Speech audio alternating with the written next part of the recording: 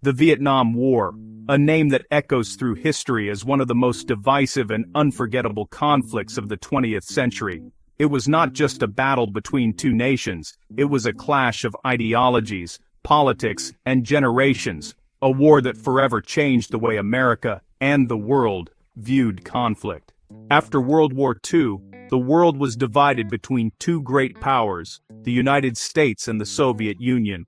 Communism and capitalism faced off in what we call the Cold War, a global struggle for influence.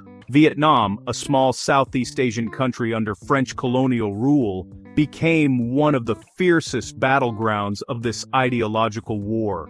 When Vietnam fought for its independence from France, the victory of communist leader Ho Chi Minh in 1954 split the country into two: North Vietnam, supported by the Soviet Union and China, and South Vietnam, backed by the United States.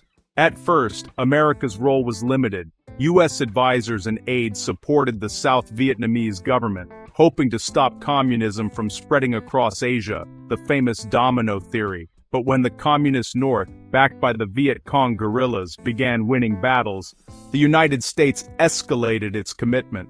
By the mid-1960s, hundreds of thousands of American troops were on Vietnamese soil, fighting in dense jungles, facing ambushes, and enduring a war unlike any before. The Vietnam War was brutal. The Viet Cong used guerrilla tactics, traps, tunnels, and hit-and-run attacks. The U.S. responded with heavy bombing campaigns like Operation Rolling Thunder and chemical defoliants such as Agent Orange, which left long-lasting effects on both the land and the people. Despite massive firepower, the American military found it nearly impossible to defeat an enemy that was everywhere and nowhere at once. By the late 1960s, as television brought images of burning villages and fallen soldiers into American homes, public opinion turned against the war. Protests filled the streets. Students, veterans, even politicians demanded peace.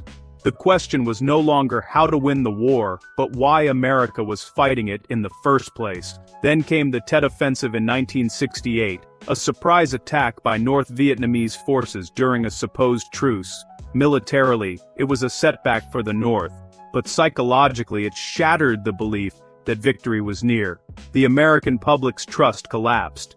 In the early 1970s, under President Richard Nixon, America began pulling out its troops through a policy called Vietnamization, handing the fight over to South Vietnamese forces. In 1973, the Paris Peace Accords were signed, and U.S. forces withdrew.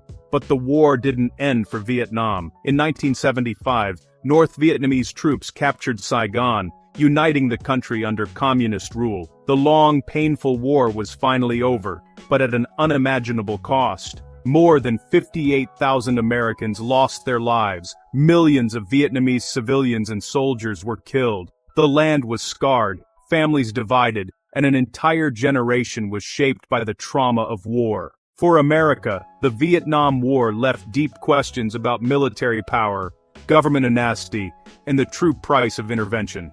For Vietnam, it was a story of survival and resilience, the struggle to rebuild from ashes, and the pride of independence after decades of foreign control. Today, Vietnam stands as a peaceful, developing nation, its cities vibrant, its people young and forward-looking. Yet, the echoes of that war still whisper through the jungles and memorials. The Vietnam War wasn't just a conflict between nations, it was a lesson for humanity, about pride, ideology, and the heavy cost of war.